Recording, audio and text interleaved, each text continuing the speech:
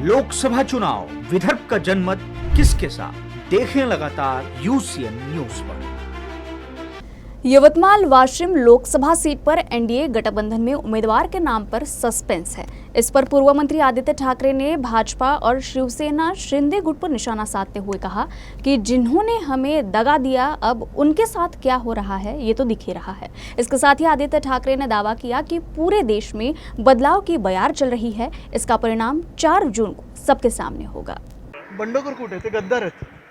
बंडखोर आणि गद्दारीमध्ये खूप फरक असतो आणि महत्त्वाची गोष्ट हीच आहे, आपण पाहतात की साधारणपणे आता 40 जे गद्दार होते त्यांनी पण पुढचा काय तो विचार करावा, कारण एकंदर आता चित्र स्पष्ट होत चाललेलं आहे की जिथे जिथे गद्दारी झालेली आहे तिथे लोकांनी नाकारलेलं, आणि भाजपचं देखील आपण पाहिलं सरकार गेल्या 10 वर्षात केंद्रात असो आणि इथे काही वर्षांमध्ये जी कामं व्हायला पाहिजे होती, जी आश्वासनं दिली होती, कालच एप्रिल फूल डे होऊन गेला।